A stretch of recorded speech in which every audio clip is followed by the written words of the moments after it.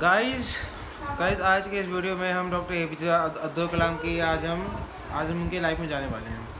तो साल साल साल 15 अक्टूबर 1931 उनका जन्म हुआ और उनके पिताजी जैनुलब्दीन उस समय थे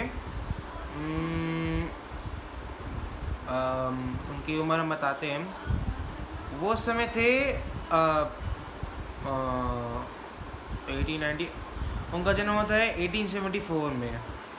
और अगर हम कंसिडर करें 1874 को उनके पिताजी का जन्म हुआ था 1874। अगर 31 करे इसमें तो अगर 24 करे 50, 34 करे तो देगा 60। तो उनके पिताजी की उम्र थी 1874 का जन्म हुआ। 1924 में 50 साल के थे। 1924 कितना साल हुआ? 50 साल। तो 50 साल की उम्र के वो थे 50 ईयर्स की एज में। अगर उसका 8 से हो तो 58 ईयर्स के थे 1931 में। और तब जाके उनका परिवार बहुत बड़ा था, 4 भाई और 1 बहन थी। लेकिन एपीजे अब्दुल कलाम के अंदर काफ़ी इच्छा थी पढ़ने की। उनको नॉलेज का बड़ा शौक था। 10 साल की उम्र में वो पेपर बेचने गए, पेपर बेचने। तो उसके बाद फिर क्या हुआ, उन्होंने पढ़ाई खूब की, खूब मेहनत की। 1955 में मद्रास इंस्टीट्यूट ऑफ टेक्नोलॉजी गए। वहाँ पे उनको एक लो लेवल अटैक एयरक्राफ्ट बनाने का, एक फाइटर जेट बनाने का उनको काम मिला था। उनके जो सर थे बहुत निराश थे वो। और उनको 3 दिन दिए गए थे, 3 दिन। यानी उन्होंने अपना प्रोजेक्ट उन्होंने थर्सडे सबमिट किया था। फ्राइडे, सैटरडे, संडे वो दिन था, 3 दिन। और चौथा दिन है सोमवार। उन्होंने 3 दिन डट के मेहनत की और तब जाके उनके काम को बहुत अच्छा रिकग्निशन को मिला। उसके बाद उन्होंने बहुत अच्छी तरह से उन्होंने पास किया था। ही pass Madras institute of technology with highest marks से उन्होंने पास किया।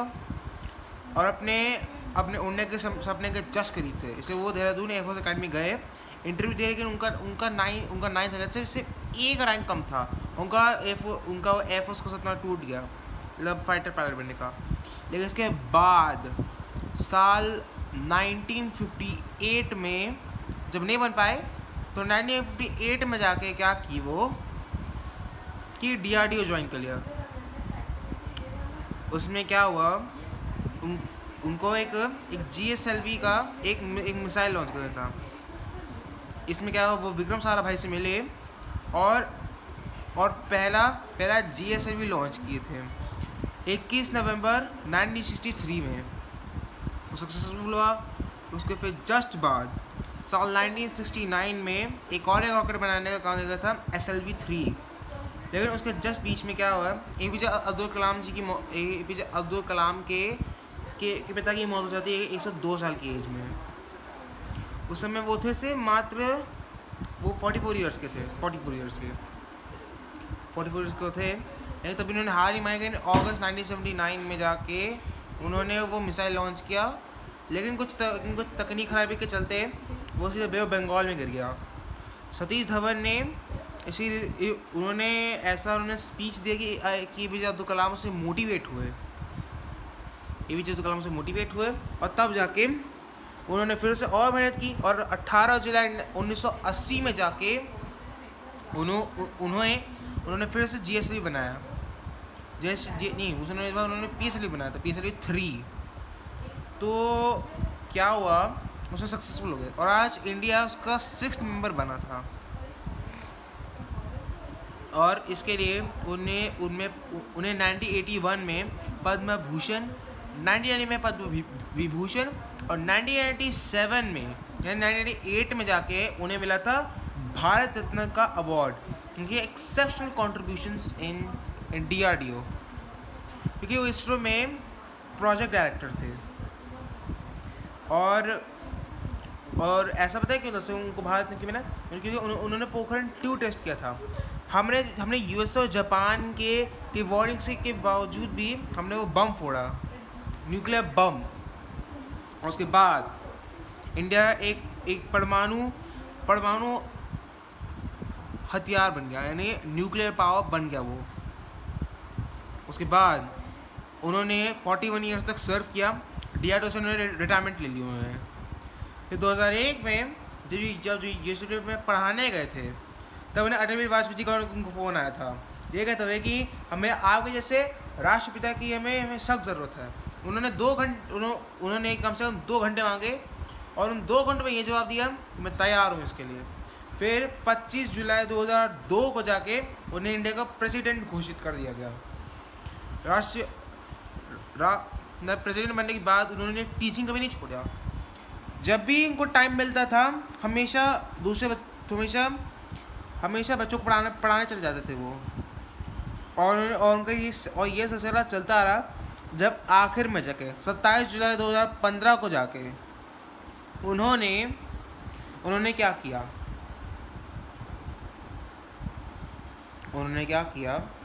कि उनका पढ़ा रहे थे, लेकिन क्या उनको बीच में क्या लेक्चर देने के बीच में क्या उनको कार्डियक अरेस्ट आ गया, और एकदम दम से गिर गए। वो गिरे गए और उनकी मृत्यु हो गई। अब आप लोग पूछोगे एपिसोड का इतने सक्सेस कैसे पहुंच गया, तो क्या होता है, तो मैं आपको बताता हूँ।